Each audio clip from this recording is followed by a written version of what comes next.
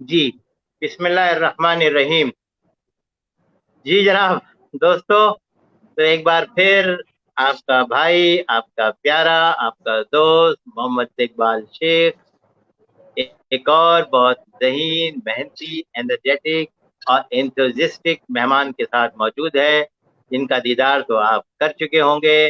इनका नाम है सिदरा नईम मुगल, और ऑफनली आप इनको सोशल मीडिया पे देखते भी रहते होंगे, सुनते भी रहते होंगे। आज भी इंशाल्लाह ये बहुत सी काम की बातें हमें बताएंगी, और ख़ास टॉपिक उन्होंने चूज़ किया है आज के लिए कि बच्चों को कैसे मसरूफ रखा जाए ताकि वो नॉन प्रोडक्टिव एक्टिविटीज उनके जहन में ना आए और वो प्रोडक्टिव एक्टिविटीज में इन्वॉल्व रहें। तो मैं सिदरा मुगल साहब की खिदमत में तमाम दोस्तों की जानिब से सलाम पेश करता हूँ। उनसे दरख्वास्त है कि पहले वो अपना ज़ाती तारुफ कराएं, अपने बारे में बताएं, अपनी एजुकेशन के बारे में बताएं, और इस वक्त वो किन इदारों से मुंसलिक हैं ये बताएं, और फिर उसके बाद हम टॉपिक की तरफ आएंगे। जी। जी, अस्सलाम वालेकुम। मेरा नाम सदरा है। वालेकुम सलाम। मैं साहिवाल से हूँ और मेरी जो स्कूलिंग है वो साहिवाल से ही, और कॉलेजिंग भी मेरी, मतलब कॉलेज लाइफ भी मेरी साहिवाल से, यूनिवर्सिटी लाइफ मेरी लाहौर से। उसके बाद इस्लामाबाद से डिफरेंट मेरी स्टडी टाइम पीरियड गुजरा डिफरेंट सिटीज़ के साथ। और इस लंबे सिनेरियो के साथ साथ मैंने जो डिग्रीज ली हैं वो साइकोलॉजी की, और उसके बाद मैं स्पीच थेरेपिस्ट हूँ, बिहेवियर टेक्नीशियन हूँ, चाइल्ड कंसल्टेंट हूँ। और ज़्यादातर मेरा टाइम जो है वो बच्चों के साथ गुजरता है। मुझे 10 से 12 साल हो गए हैं एजुकेशन की फील्ड में। स्टार्ट किया था एक टीचर से, और वो कंप्यूटर टीचर थी मैं। लेकिन वक्त जो है वो आहिस्ता आहिस्ता मुझे एक, अब स्कूल की प्रिंसिपल हूँ मैं, और एक छोटा सा स्पेशल बच्चों का सेंटर चलाती हूँ साहिवाल में, जहाँ मैं जी हर जी तरह की न्यूरो डेवलपमेंट डिसऑर्डर्स जी जी के जी बच्चों को डील जी करती जी हूँ। स्पीच थेरेपी और हेयरिंग इम्प्लांटेड चाइल्ड के साथ, जी सीपी जी। चाइल्ड के साथ, डाउन सिंड्रोम के साथ काम करती हूँ। माशाल्लाह, माशाल्लाह, माशाल्लाह। आपने इतनी सारी बातें बताई, एक सवाल मेरे जहन में आ रहा था कि स्पीच थेरेपी क्या होती है, पहले तो ये बताइए। और ये आपने कहाँ से सीखी? ये तो ताकि किसी को अगर दिलचस्पी हो सीखने की तो कहाँ से सीखी जा सकती है? जी, इसके लिए आपके पास जो है वो आपका बैकग्राउंड जो है वो साइकोलॉजी से होना चाहिए या स्पेशल एजुकेशन से होना चाहिए। और उसके जी बाद एसएलपी, स्पीच लैंग्वेज पैथोलॉजी भी होती है, और स्पीच थेरेपी का एक डिप्लोमा भी होता है। सो ये डिफरेंट, पहले तो बहुत कम जो है वो पहले लाहौर और इस्लामाबाद में ही करवाया जाता था, लेकिन अब मोस्टली इस्लाम मुल्तान में भी करवा रहे हैं, ऑफर कर रहे हैं, और फैसलाबाद की यूनिवर्सिटीज भी ऑफर कर रही हैं। लेकिन सबसे पहले जो इसकी ऑफर की थी वो लाहौर यूनिवर्सिटी ने ऑफर की थी इसकी। अब बहुत सारे जो है वो इदारे इसको इस पे काम कर रहे हैं। स्पेशल एजुकेशन में बहुत सारा काम हो रहा है, लोग आगे आ रहे हैं, और पता चल रहा है कि स्पीच थेरेपी क्यों ज़रूरी होती है। अगर किसी को भी इंटरेस्ट है तो डेफिनेटली आपका बैकग्राउंड पहले स्पेशल एजुकेशन से या साइकोलॉजी से जी। होना ज़रूरी है। जरूर जरूर जरूर। अच्छा, ये जो सवाल मेरे जहन में अभी आ रहा था, मुझे नहीं पता कि आप उससे इत्तेफाक करेंगी या नहीं करेंगी। मैं ये महसूस करता हूँ कि ये जो साइकोलॉजी की हम बच्चों को ट्रीटमेंट देते हैं, हम स्पेशल चाइल्ड कहते हैं, और ये बच्चों की हम ट्रीटमेंट करते हैं, मुझे ऐसा महसूस होता है कि हम बड़े भी, हमारे बहुत सारे बड़े भी, they are very very special adult. तो इनको भी कुछ नफ्सियाती ट्रीटमेंट की जरूरत मैं समझता हूँ होनी चाहिए, कि वो नफ्सियाती तौर पे इनकी भी एजुकेशन हो, कि वो, कि उनको ये सिखाया जाए कि बच्चों को कैसे पालना है, बच्चों की तरबियत कैसे करनी है। वो बहुत गलत किस्म की अल्फाज इस्तेमाल करते हैं हमारे एल्डर्स, और बड़े और खवातीन भी और मर्द भी, जिनसे बच्चों की पर्सनैलिटी बिल्कुल डैमेज हो जाती है। तो इस बारे में आप क्या कहना पसंद करेंगे? देखें, सबसे पहले तो हमारे पाकिस्तान में कोई एक्सेप्ट ही नहीं करता कि किसी को किसी भी तरह की साइकोलॉजिकल इश्यूज या साइकोलॉजिकल पैरामीटर्स पे कुछ डिफिकल्टीज है। फर्स्ट ऑफ ऑल, बिल्कुल हम लोग बिल्कुल समझते हैं हम सही। कौन सा पागल हैं, हम कौन सा बाल नोचते हैं। सो बहुत जबरदस्त बात कही है। सही बात है। सो वो यही समझते हैं कि साइकोलॉजी या साइकोलॉजिकल ट्रीटमेंट की ज़रूरत जो है वो सिर्फ और सिर्फ उन लोगों को होती है जिसका न्यूरो डेवलपमेंट डिसऑर्डर जो है उनको होता है, या किसी भी तरह की जो है वो एक इमेच्योर हैबिट के साथ मुंसलिक हो जाते हैं, उनको ज़रूरत होती है। लेकिन ये कतई गलत है। एक नॉर्मल इंसान को, हत्ता कि आप एक फील्ड से जुड़े हुए हैं, आपने 10 डेज काम किया, आपके माइंड को रिलैक्स होने की ज़रूरत है। आप सोते हैं तो आपकी बॉडी रिलैक्स हो जाती है। सो माइंड सही को सही। रिलैक्स करने के लिए आपको कुछ साइकोलॉजिकल टिप्स का पता होना ज़रूरी है। अगर नहीं पता तो definitely you need to be consult your psychologist. वो आपको बहुत अच्छा मशवरा देगा। आपकी आपकी बॉडी को जिस तरह सोना बहुत इम्पोर्टेंट है, इस तरह आपकी बॉडी के लिए, आपकी आपके ब्रेन की हेल्थ के लिए आपको इसको एक्टिव रखना, उसको रिलैक्स रखना बहुत ज़रूरी है, हर आम ठीक है शख्स को। माशाल्लाह। जी जी ठीक है जी। बहुत अच्छा आपने समझा दिया, बहुत अच्छा बताया कि अगर अगर हमारे यहाँ कोई डॉक्टर अगर किसी पागल का इलाज करने जाता है, तो वो जितने भी पागल होते हैं पागल खाने में डॉक्टर, वो डॉक्टर को पागल समझते हैं कि जो बड़ा आया हमें ठीक करने के लिए। अच्छा है, तो मैडम फिर अब हम आते हैं टॉपिक की तरफ। टॉपिक की तरफ आते हैं कि बच्चों को किस तरह एंगेज किया जाए, या बच्चों को किस तरह मसरूफ रखा जाए कि वो प्रोडक्टिव एक्टिविटीज में इन्वॉल्व रहें और माशरे के लिए अच्छे फर्द साबित हों। जी, ड्यूरिंग दिस लॉकडाउन सिचुएशन हम सब जानते हैं कि बच्चे जो हैं वो 1 महीने से ज़्यादा हो गया है घर में हैं, और वो एक टाइम पीरियड जो बच्चों का स्कूलिंग और वो ट्यूशन्स और वो दरस और क़ारी साहब के साथ गुज़रता था, वो बिल्कुल ख़त्म हो एक गया, और मिनट एक बच्चे मिनट जो हैं। एक मिनट मैडम, एक मिनट। मैं कथा कलामी कर रहा हूँ कि बच्चों को भी कैसे एंगेज किया जाए, और लॉकडाउन का नाम लिया तो हस्बैंड को भी कैसे एंगेज किया जाए, कैसे मसरूफ रखा जाए कि वो खवातीन को तंग ना करें, ये भी बताएं आप आज। अच्छा देखिए, मैं तो सिर्फ टिप दे सकती हूँ। I am not a perfect as much as the other working ladies और as well the other housewife. So इसमें मैं थोड़ी सी टिप्स जरूर दे सकती हूँ कि देखिए, बच्चे घर हैं, और बच्चे क्या बड़े भी अगर अपनी रूटीन से हट जाते हैं, ट्रैक से हट जाते हैं, तो वो चीज़ों को भूलना शुरू हो जाते हैं। और हमारी माओ के लिए बड़ा आसान है, आजकल की माओ के लिए, कि आप अपने स्मार्टफोन्स बच्चों को पकड़ा देते हैं और आप खुद किचन में खड़े हो जाते हैं, बिकॉज हर फैमिली मेंबर घर है, हर किसी को दिन में 5-5 दफा भूख लगती है, और एक नया सेटअप हमारे हर घर में स्टार्ट है कि जी और कुछ नहीं होता तो बोर हो रहे तो खा लेते हैं कुछ। सो उसमें बच्चे बहुत निग्लेक्ट हो रहे हैं। तो इसमें फादर की भी रिस्पॉन्सिबिलिटी है, मदर की भी रिस्पॉन्सिबिलिटी है। अब फादर की रिस्पॉन्सिबिलिटी ये है कि फादर ने, आप सर्च करें अपने बच्चों की एज ग्रुप के लेवल पर कि आपने अपने बच्चों के साथ कैसे इंगेज रहना है। आप घर में आपका कुछ कोई भी जिसको हम उर्दू में बोलते हैं वेस्टेज मटेरियल, उर्दू में बोलते हैं कोई रद्दी के कागज, पुरानी कॉपियां, फटी पुरानी आपके न्यूज़पेपर्स, आपकी मैगजीन, तो आप उन सब को यूटिलाइज कर सकते हैं। आप यूट्यूब पर जाएं, आप वहां से कोई भी पेपर क्राफ्ट की वीडियो फाइंड करें, आप उसको देखें। इट शुड बी इजी, वो इस लेवल की होनी चाहिए कि वो बच्चा इजीली बना सके। आप उसको गाइड करें, वो आपको असिस्ट करे, आप उसको एक रोल मॉडल बना के दें, उसके सामने वीडियो प्ले करके, फिर वो आपको कॉपी करे। इस तरह आप एटलीस्ट 15 से 20 मिनट के लिए अपने बच्चे को एक हेल्दी और एक लर्निंग एक्टिविटी में बिजी रख सकते हैं, जो उसको फ्यूचर में भी स्कूल्स में काम आएंगी। सो डेफिनेटली 3D शेप्स बनती हैं। यही चीज सोचते हुए I am start taking initiative. मैं खुद अपना एक चैनल मैंने अभी बनाया है यूट्यूब पर। सो मैं अक्सर अपने फेसबुक फ्रेंड्स के साथ उसको शेयर करती रहती हूँ। I am trying my level best कि मैं इस लाइफ के बाद भी इसके कमेंट में उसका एक लिंक शेयर कर दूँ। तो इसमें मेरा मकसद सिर्फ यही है कि पेरेंट्स अपने बच्चों को एक अच्छी हेल्दी एक्टिविटीज के साथ बिजी रखें। देखिए, जब आप किचन में हैं, आपको अंदाजा नहीं है कि आपका बच्चा आप ही के स्मार्टफोन से जो है वो अपना टाइम वेस्ट कर रहा है, स्टूपिड से कार्टून जिसका कोई लेसन नहीं है, जिसका कोई जिसमें बच्चा कोई एथिक्स नहीं सीख रहा, उसकी पर्सनालिटी में किसी तरह की इम्प्रूवमेंट नहीं आ रही है, वो सिर्फ एक लूज लैंग्वेजेस सीखता है। जिस तरह एक द कॉकरोच वाले कार्टून्स हैं, फिर कुछ एक वो मोटू पतलू वाले कार्टून से, देखिए उसकी लैंग्वेज इतनी पुअर है, इतनी पुअर है। क्या आप बच्चों को हैबिचुअल कर रहे होते हैं आप बोलकर बात करें, लेकिन इन कार्टून्स में वो तुम तुझे तू कहकर बोल रहे होते हैं, जिससे आपकी खुद की तरबियत जो है वो खतरे में पड़ रही है।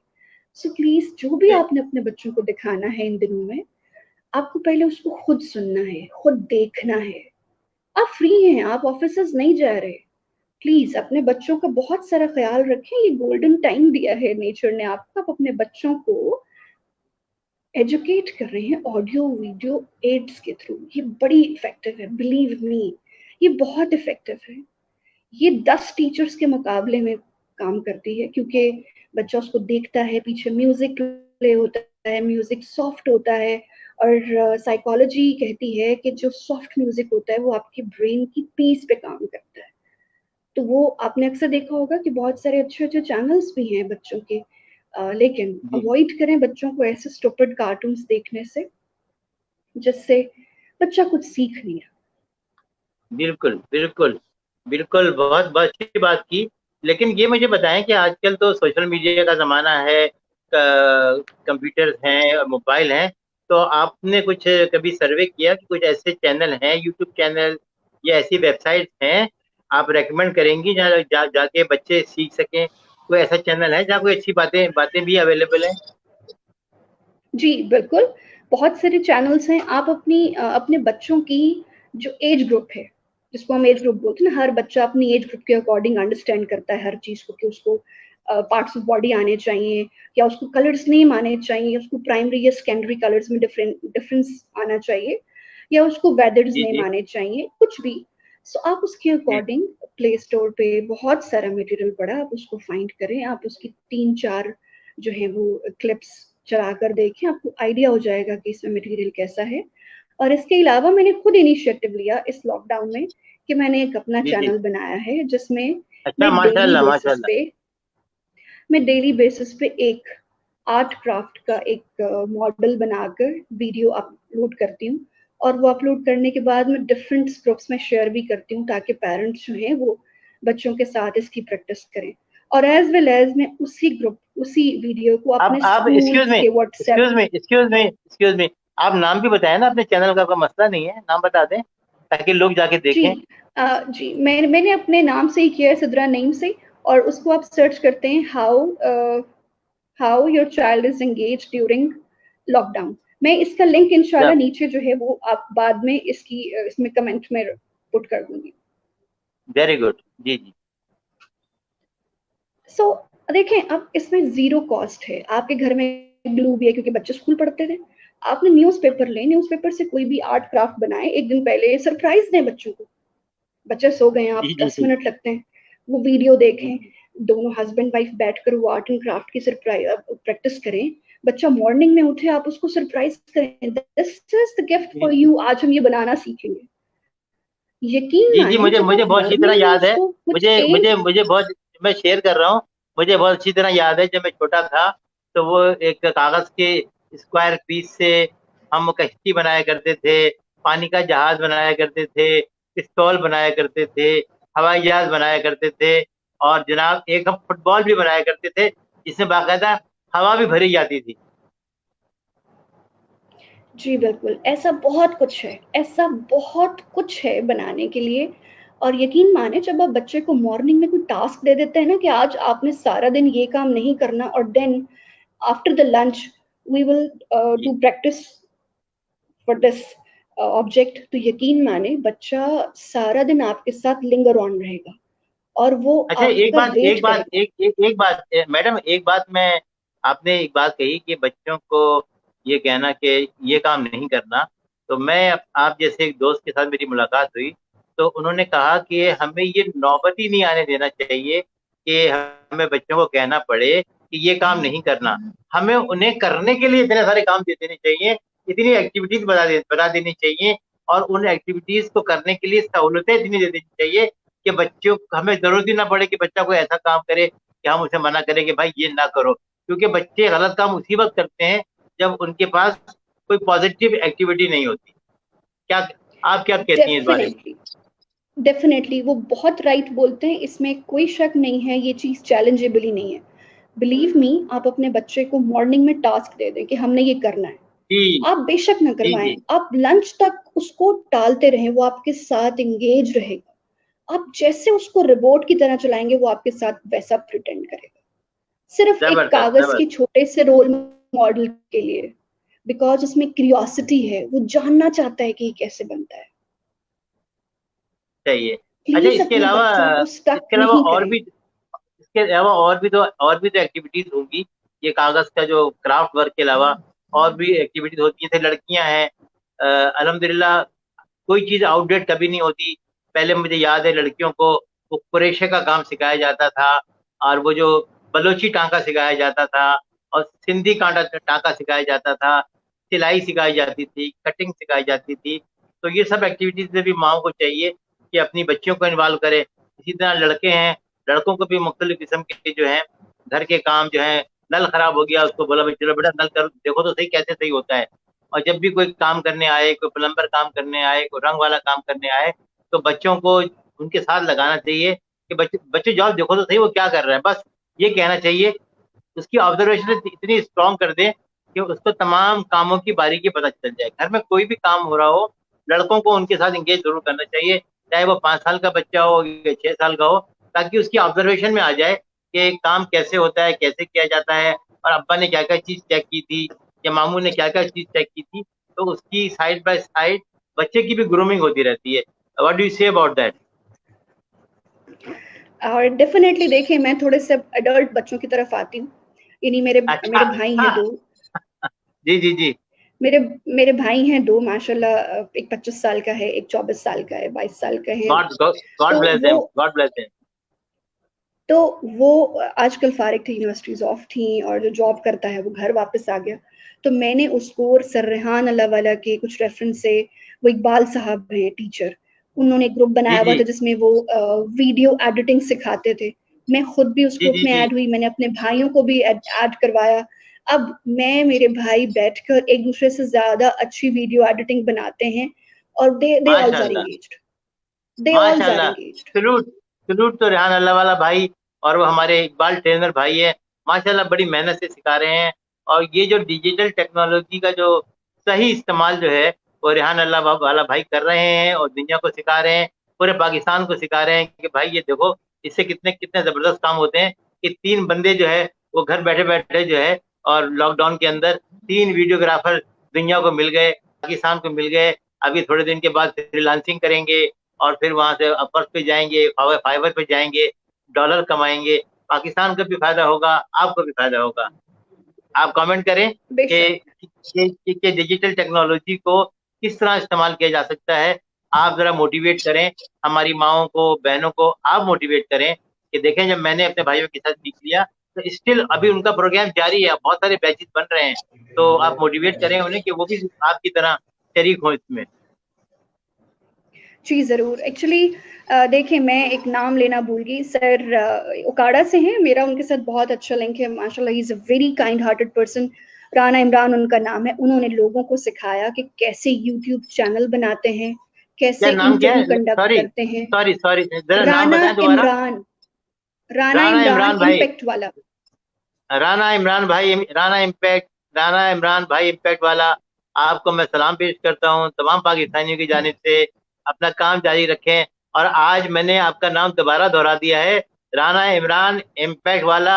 पाकिस्तानियों, पकड़ लो राणा साहब को, सीखो जिस तरह हमारी सिद्रा बहन ने, सिद्रा नहीं मुगल ने सीखा है, आप भी इनसे सीखें जी।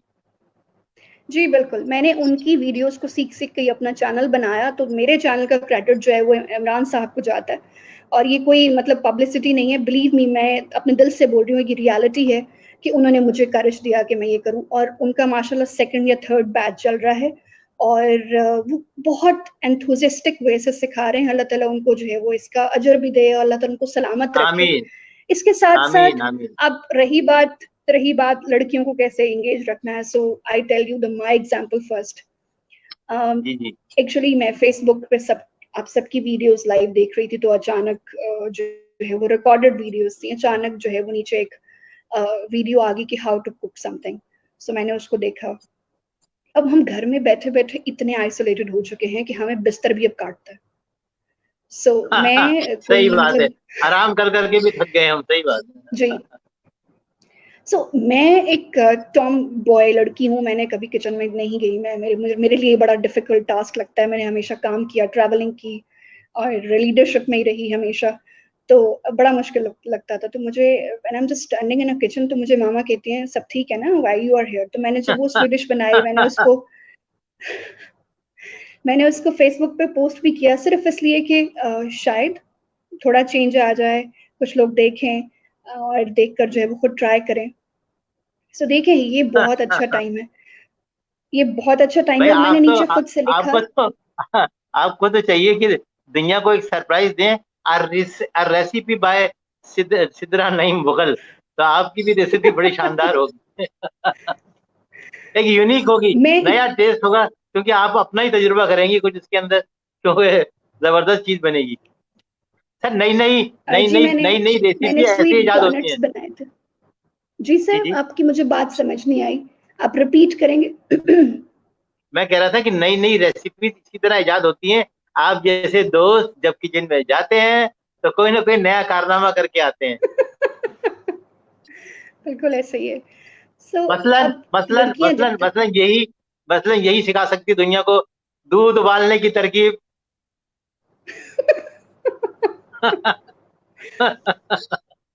ठीक है। अच्छा जी, बहुत अच्छा लगा सिद्रा नईम मुगल साहिबा। और और बड़े आपने बहुत अच्छे अंदाज में काम की बातें भी की, कुछ हंसे हंसे बोले भी हम। और मैं हमेशा चाहता हूँ कि मेरा जो मैं इंटरव्यू करूँ, लोगों से बातचीत करूँ, बहुत दोस्ताना अंदाज में करूँ, ताकि वो लोगों को याद भी रहे, उसका इम्पैक्ट रहे हमारी बातों को।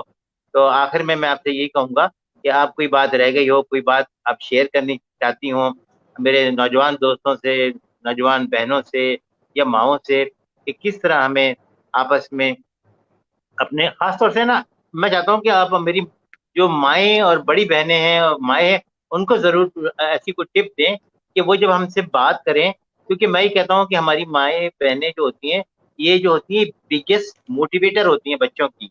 तो कोई ऐसा ऐसा लफ्ज इस्तेमाल ना करें कि हमें तो पता नहीं है इसका क्या बनेगा, इसकी जिंदगी कैसे बुरेगी, तुम तो किसी काम के नहीं हो। ये चीजें, इस किस्म के जुमले बच्चे की शख्सियत को बिल्कुल तोड़ फोड़ देते हैं, डिमोट होता है बच्चा। तो ये जरा मेरी माँ बहनों को ये जरा बताएं कि आप बहुत बड़ी मोटिवेटर हैं, और आपकी गोद में नस्लें पल के बड़ी हो रही हैं। तो जरा बच्चों को ऐसी कोई जुमला ना बोला करें जिससे बच्चे की शख्सियत पर नेगेटिव असर आए। तो मेरी बात तो मानेंगे नहीं, आप कहेंगी तो मान लेंगी। जी, बिल्कुल, इकबाल साहब बहुत राइट बात कह रहे हैं। देखिए, हमें बच्चे, सबसे पहले हमें बच्चे का आइडियल बनना है, और बच्चा हमेशा उसी का आइडियल बनता है जो बच्चे को हमेशा एप्रिशिएट करता है। सो जी प्लीज़ जी उसकी जी जी। छोटी-छोटी आदतों पे, छोटी-छोटी उसकी हैबिट्स पे, लाइक वो सुबह उठकर सलाम करता है, जल्दी उठकर वॉशरूम जाके ब्रश करता है, उसको करेज करें। लोगों को बताएं, जी अपने फैमिली मेंबर्स को बताएं उसके सामने कि मेरा बेटा ये करता है, मेरी बेटी ये करती है, she is very good, he is very good. यकीन माने, जब आप अपने बच्चे को कॉन्फिडेंस देंगे तो उसको दुनिया की कोई भी ताकत जो है वो ग्रो करने से, अच्छा बनने से, इम्प्रूव करने से, प्रोग्रेस करने से कोई चीज नहीं रोक सकती। प्लीज अपने बेटों को, बच्चों को करेज करें, और उनकी मिस्टेक्स उनको अकेले बताएं, अकेले। जी और ये मत कहें कि ये उसकी जी मिस्टेक है, ये मत बताएं कि उसकी मिस्टेक है, उसको ये बताएं अगर आप ये कर लेते तो ज्यादा अच्छा हो जाता। मेरा जी ख्याल है, जी आपका जी। क्या ख्याल है? Very true, very true. बहुत अच्छी तरह आपने माशाल्लाह, अल्लाह ताला ने बड़ा अच्छा आपको गट्स दिए हैं, और आपको स्पीकिंग पावर भी दी है कि आप अपनी बात बहुत अच्छे से समझा पा रही हैं। मेरी समझ में जो आपकी बात आ रही है, तो जो सुनने वालों को भी यकीनन पसंद आएगी। और बहुत अच्छी बातें की हैं आपने कि हमारे तमाम लोगों को, भले पूरे पाकिस्तानी पाकिस्तानी नेशनल्स को मैं कह रहा हूँ, भाइयों, अप्रिशिएट करना सीखो, अप्रिशिएट करना सीखो।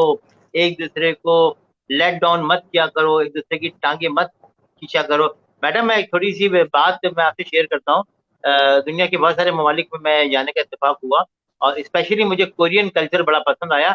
वो कोरियन जब भी दूसरे कोरियन से मिलता है, मेल हो या फीमेल हो, सबसे पहले उसकी तारीफ करेगा, यार आप तुम बहुत अच्छे लग रहे हो, यार आप तुम बहुत बहुत प्यारी लग रही हो।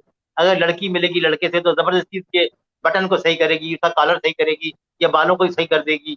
और लड़का मिलेगा, वो लड़की को बिला वजह उसके बाल की सही कर देगा, फूल सही कर देगा। यानी कि तू बहुत अच्छी लग रही है माशाल्लाह, ये देख मैंने तुझे, तेरा फूल टेढ़ा हो गया था, ये मैंने सही कर दिया। और जो भी कपड़े पहन के आए, oh what a beautiful dress, you are looking very smart. तो ये जुमला मतलब रहता, शुरू में तो मैं बड़ा खुश होता था कि कोई लड़की मुझे कहती थी खास तौर से कि मैं बड़ा स्मार्ट लग रहा हूँ, बड़ा हैंडसम। तो मुझे ये होता था यार, पाकिस्तान में तो सारे लोग, उनको मैं नजर ही नहीं आता, उनको मेरे अंदर कोई खूबी नजर ही नहीं आती। मैं तो इतना अच्छा हूँ, मैं तो इतना जबरदस्त हूँ, मैं तो यहीं रुक जाऊंगा कोरिया में ही। बाद में मुझे पता चला कि दिस इज कोरियन कल्चर, कि वो किस तरह एक दूसरे को जिंदा दिली के साथ मिलते हैं और अप्रिशिएट करते हैं। और ये जो हम सिखाते फिर रहे हैं कि स्माइल रखा करो, हमारे रसूल ने भी बताया कि जनाब मुस्कुराना सदका है, मुस्कुराया करो, लोगों से हंस के बात किया करो, अपने चेहरे को मुस्कुराहट से सजा के रखा करो। ये चीज हमारे यहाँ इसका फुकदान है, लेकिन कोरिया में ये चीज आम है। वहां जब भी एक कोरियन दूसरे कोरियन से मिलता है, वो बिल्कुल पहले सबसे पहले स्माइल देगा, हाय कहेगा, हेलो कहेगा। अच्छा, अच्छा एक बात और बता दूं, बड़े मजे की बात है।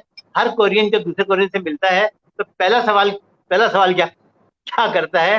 It will be very interesting for the all the listener. पहला सवाल करता है, और क्या हाल है, खाना खा लिया? हर एक का यही सवाल है, पहले वो पहले पूछेगा खाना खा लिया। यार मैं तो बड़ा परेशान। उसका कोरियन जबान में से कहते हैं भाप मोगस्यो। भाप यानी खाना, मोगस्यो यानी खा लिया। भाप मोगस्यो, खाना खा लिया। तो फिर मैंने पूछा यार ये क्या, ये लोग ये हमेशा यही पूछते हैं कि खाना खा लिया, खाना खा लिया। तो एक साथी ने मुझे इसका रीजन बताया, मुझे नहीं पता कि ये सही बताया या गलत बताया, लेकिन उसने रीजन ये बताया क्योंकि वो था जिसने मुझे जवाब दिया था, वो एक पाकिस्तानी भाई थे हमारे, वो कोरिया ही में रहते थे काफी अर्से से। उन्होंने मुझे बताया कि जिस तरह हमारे इंडिया पाकिस्तान का सिलसिला चलता है, इसी तरह जापान एंड कोरिया, इनका भी मसले मसाइल चलते रहे काफी अर्से तक। तो जब वो उनके यहाँ वॉर चल रही थी, तो काफी लोग जो कोरियन थे उनको खाने पीने का बड़ा प्रॉब्लम था। तो उस वक्त उनमें ये कल्चर डेवलप हुआ, वो एक दूसरे से पूछते हैं भाई तुमने कुछ खा लिया? यानी उस जमाने में जब वो घास फूल पत्ते हर चीज जो मिल जाए वो खा लिया करते थे। उन्होंने बहुत टफ टाइम गुजारा है, तो उस वक्त ये उनका कल्चर डेवलप हो गया, भाई तुमने कुछ खा लिया है? और एक बात बता दूं, और मैडम इंटरव्यू तो मैंने आपका लेना था, लेकिन एक बात से बात निकल रही है। तो ये कोरिया वो मुल्क है जो तरक्की में आज हमसे कई गुना आगे है, और जापान जापान का कंपटीटर है। और ये वो मुल्क है जिसने हमारा तीसरा 5 साला मंसूबा, जो डॉक्टर महबूबुल हक ने बुलाया बनाया था, वो उन्होंने उसको देख के डॉक्टर महबूबुल हक को अपने पास बुलाया, और हमारे 5 साला मंसूबे को कॉपी किया, और उसको कैरी ऑन करके वो कहाँ से कहाँ निकल गए, और हम एक दूसरे की टांगे ही खींचने में लगे। जी, यू आर राइट। एक्चुअली देखें, आप बात कर रहे थे कि वो हमेशा एक दूसरे की तारीफ करते हैं कोरियन। आप ये देखें, ये सब चीज़ें, ये सब तहजीब हमारे मज़हब इस्लाम में बहुत पहले से है, बहुत पहले से। जी जी जी जी जी जी कहते हैं ना बिल्कुल। कि एक दूसरे से खुश होकर मिलो, उसका जी जी हाल बिल्कुल। अहवाल जानो। ये सारी, अगर मैं गलत नहीं हूँ तो सारी अहादीस की रेफरेंसेस हैं कि अपने अपने भाई से मिलो, अपने मुसलमान साथी से मिलो तो उससे पूछो उसका हाल, जी जी। कि वो ठीक है, उसे किसी अयादत चीज की करो कमी तो उसके, नहीं है। हाँ, जी जी, इसकी अयादत करो और उसका ख्याल रखो। बिल्कुल आपने सही कहा। मुझे दुख इसी बात का होता है मैडम कि ये तमाम चीजें मेरे दीन का हिस्सा है, मेरी फिलॉसफी का हिस्सा है, मेरे अल्लाह और मेरे रसूल की हिदायत है, लेकिन हम इससे चश्मपोशी कर रहे हैं, और दुनिया दुनिया ने इसको अडॉप्ट किया हुआ है। अब बड़ी बहुत इंटरेस्टिंग बात आपको बताऊं कि मैं कोरिया में था, तो मैं कोरिया में देखता था हर कोरियन औरत खाने के बाद एक बोतल निकालती है, चुटकी भर के उसमें कुछ डाल देती है, गोल गोल से दाने होते हैं। मैंने पूछा ये क्या चक्कर है, ये क्या क्या डालते हैं? वो मैंने अपने दोस्त से पूछा, उसने कहा भाई ये कलवंची है, कलवंची। तो कोरियन औरत के किचन कंप्लीट नहीं है जब तक कि वो उसमें कलवंजी ना डाल दे। और यहाँ मैंने आके पाकिस्तान में अपनी माँ और बहनों को बताया कि कलवंजी रखो घर में, डाला करो। रसूल का फरमान है कि हर बीमारी की शफा है मौत के सिवा। लेकिन हमारे यहाँ ये कल्चर है ही नहीं, आम ही नहीं है। इवन ये जो बहुत सारे डॉक्टर्स ये कह रहे हैं कि कोरोना अगर हमारे घरों में रोजाना हम कलौंजी का इस्तेमाल आम कर दें, तो इंशाल्लाह कोरोना हमारा कुछ नहीं बिगाड़। बेशक अल्लाह ताला हम सबको अपने हिफ्ज़ ईमान में रखे। ठीक है मैडम, आपका बहुत बहुत शुक्रिया इतनी खूबसूरत अच्छी अच्छी काम की बातें करने का। आखिर में मैं फिर एक मौका दे रहा हूँ आपको, कोई बात ऐसी जो अभी भी आपके दिल में हो और रह गई हो, वो आप कह सकती हैं। नौजवानों के लिए, माओ बहनों के लिए, या ओवरऑल, फिर हम इसको वाइंड अप करते हैं।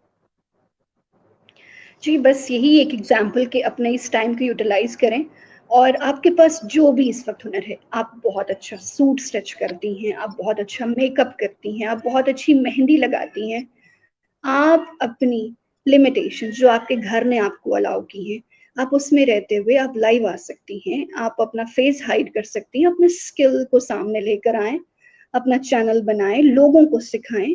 जो हुनर, जो स्किल आपको रब ने दिया है या आपने किसी से सीखा है, ये आपके पास अमानत है। सो प्लीज अपना नॉलेज इतना स्प्रेड करें कि पूरी दुनिया को पता चले कि पाकिस्तान में कितना टैलेंट है। और प्लीज जी एक दूसरे की टांग मत खींचें। अगर बहुत सारे कंट्रीज हमसे आगे हैं तो वो टीम वर्क पे बिलीव करते हैं। मेरी बहुत सारे फॉरेनर्स से कांटेक्ट होता है, जब मीटिंग होती है या जब कोई भी इंटरव्यूज होते हैं, तो वो यही कहते हैं कि हम में और आप में यही फर्क है कि हम टीम वर्क पे बिलीव करते हैं, और आप जी पाकिस्तानियों में ये फर्क है कि आप खुद से अकेले अकेले वो जंग जीतना चाहते हैं जो इम्पॉसिबल होती है। सो आप हार जाते जी हैं, आपके पास एफर्ट्स भी होती हैं, आपके पास पैशन भी होता है, आपको राइट वे भी पता होता है, आपके पास वो डिटर्मिनेशन भी होती है, लेकिन आपके पास टीम वर्क की जो एबिलिटी होती है या मैन पावर होती है, वो नहीं होती, तो आप जी जी क्विट जी कर जी जाते बिल्कुल, हैं। आपने बहुत ही अच्छी बात बताई। आखिर में जो आपने बात बताई है, ये बहुत ही जबरदस्त बात बताई है। एक अच्छी टीम ही आपको आगे लेके जाती है। अच्छी टीम बनानी चाहिए, अच्छे लोगों की टीम बनानी चाहिए। बिल गेट क्यों है? क्योंकि उसने एक अच्छी टीम बनाई है। जैकमा जैकमा क्यों बना? उसने एक अच्छी टीम बनाई। आइडिया उसका था, उसने टीम बनाई। और लेट मी अलाउ टू से कि मैं पॉलिटिकल बातें करता नहीं हूँ, लेकिन मैं ये आज कर रहा हूँ कि इमरान खान को जो परेशानी है, इस पर जो दुश्वारियां पेश आ रही हैं, वो सिर्फ इस वजह से है कि उनके पास अच्छी टीम नहीं है। काश वो अपने जैसे अच्छे लोगों को अपनी टीम में जोड़ सकते, तो इस वक्त वो मुश्किलात का शिकार नहीं होते, और पाकिस्तान भी मुश्किलात का शिकार नहीं होता। आपका बहुत शुक्रिया। अल्लाह पाक आपको सेहत तंदुरुस्ती दे, आपकी फैमिली पे ब्लेसिंग शावर करे, और आप लोगों को रिस्क हलाल हमेशा मिलता रहे। अस्सलाम वालेकुम व आमीन। रहमतुल्लाहि व बरकातहू। Thank you so nice of you. वालेकुम अस्सलाम। थैंक